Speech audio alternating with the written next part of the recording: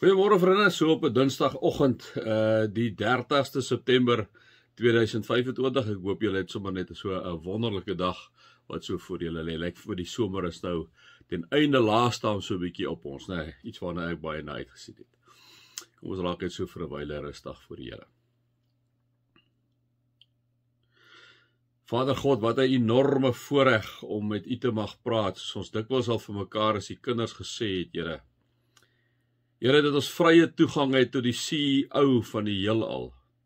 Vrye toegang het tot nie net die CEO nie, maar die eienaar van die heelal.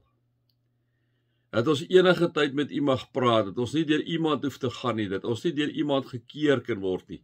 Maar Here, dat ons met U direk kan praat. En Here, baie dankie dat as ons nog 'n bietjie sleg woorde gebruik, of baie keer sommer net nie lekker met U praat nie, dat die Heilige Gees selfs daai woorde omdraai en dit na U toe vat in 'n nuwe gestalte en ons versigtige voor U lê. Ons interpretasie voor U lê, die Heilige Gees wat ons hart ken en dan na U toe gaan en vir U loop sê, maar Vader God, onthou net, dit is eintlik die kind se bedoeling. Hy was bietjie kwaad, hy was teleurgesteld, hy was moedeloos toe hy daai goed gesê het, maar ek kom vertaal sy woorde vir U. Hier kom sit ek dit voor U neer. Vader, dat ons nie eers die verkeerde woorde kan gebruik by U nie. Dankie vir U, Here, bo menslike genade en liefde. Baie dankie daarvoor. So dit 'n enorme waardering vir U en 'n groot liefde vir U. Amen.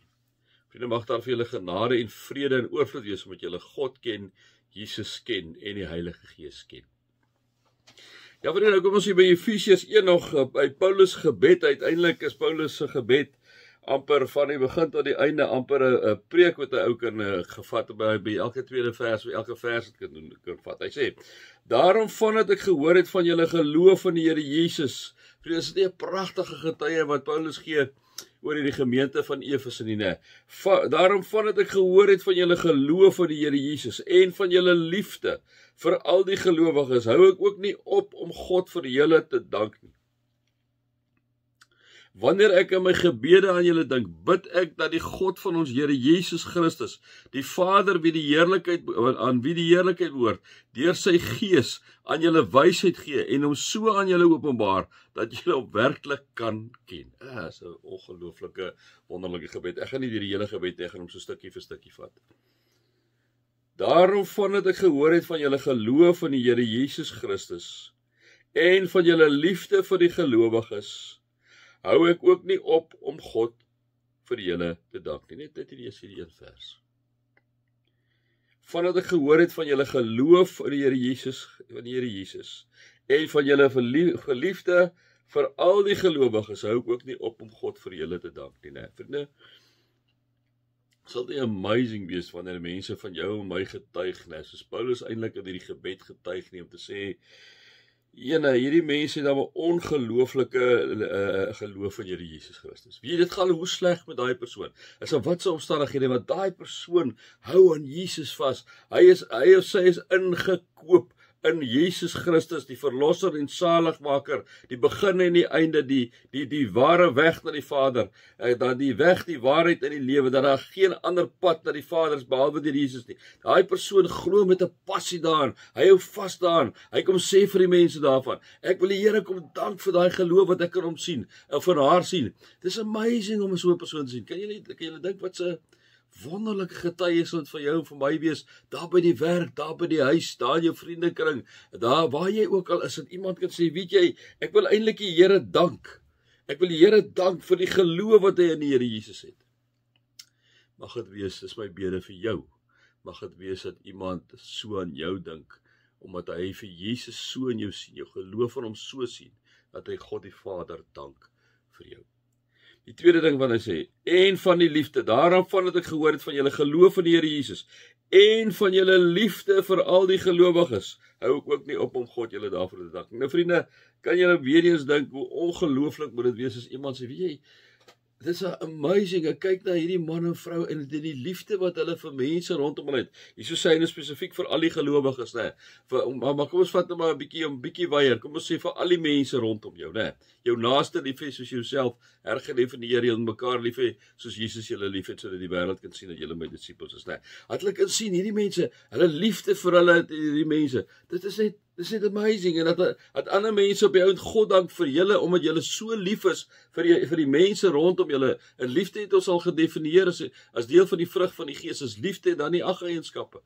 Vrede, vreugde, vriendelikheid, nederigheid, selfbeheersing, geduld, getrouheid, goedhartigheid. As mense daai tipe goed in julle sien, en hulle sien hoe julle optree teenoor mense, en hoe julle anders is teenoor mense, en hoe julle praat met mense, met groot respek praat met mense, nie op iemand se sommer op hom afkom nie, maar altyd daarop uit is om te praat, liewe vriende, asof hierdie persoon eintlik Here Jesus in gestalte voor jou is. Hoe sou jy praat met die Here Jesus as hy voor jou staan? Dit is hoe ons met mekaar moet praat. Dit is hoe ons met mekaar moet omgaan. En nou kom sê Paulus van hierdie gemeentetjie, en eintlik van wat ons nou vir mekaar gesê het, liewe vriende, wat hierdie ouens sê, wat so 'n bietjie verder gaan kyk het, aan almal wat aan God in Christus Jesus glo. En ek glo ook, liewe vriende, as ons weer vir Paulus praat, so hy sê, man, maar eintlik almal, maak nie saak af wie hulle is nie. Jy moet so praat, jy moet so optree, dat hulle die liefde in julle lewe kan sien vir die mense rondom julle. Spesifiek natuurlik vir kinders van die Here. Ja, ek word altyd verlei om iets te sê, maar ek dink nie ek gaan my vandag laat verlei nie, liewe vriende, om iets te sê nie. Al wat ek wil sê is, ons as kinders van die Here, ten minste, die absolute bare minimum, is om lief te wees vir mekaar. Dit is die bare minimum. Nou praat ek nie eens van die wêreld rondom ons nie. Die dilemma is vir die mense van buitekant wat nie kinders van die Here is, jy kyk na die kerk, wat ek en jy natuurlik is, en ons kyk, is daar liefde? Praat ons met mekaar? Gaan ons om met mekaar of veroordeel ons mekaar? Die basic plek waar liefde moet wees is die kerk. Is dit nie daar as die vriende, dan wat se hoop is daar vir die wêreld daar buite, né? So kerkmense, gelowiges, praat met mekaar. As jy nie eens met mekaar kan praat nie, wat sê dit nou van die kerk? Wat sê dit van die liggaam van die Here? En Paulus kom dank juis hierdie gemeente dat hulle as gelowiges lief is vir mekaar. En vriende, dit is die bare basic, dat ek en jy as kinders van die Here vir mekaar moet lief wees. Ons is nog nie eers by die wêreld nie.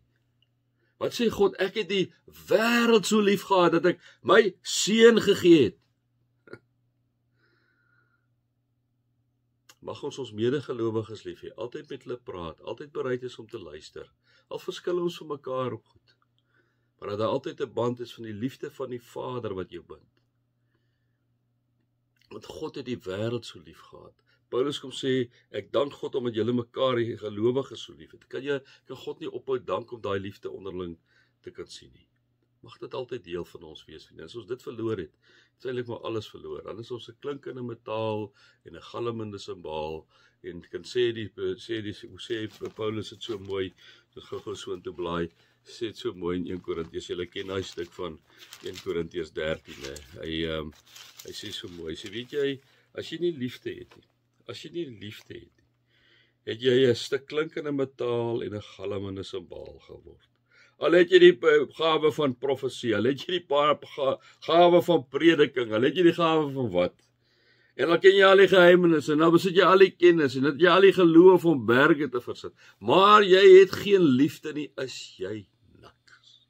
Al deel ek wat ek het aan ander, ek gee ek my liggaam prys, maar ek het nie liefde nie, baat dit my niks. Dis sommer my 5 sent vandag. Mag julle God se liefde ervaar, Jesus se genade ervaar, en die Heilige Gees se teenwoordigheid ervaar. Amen.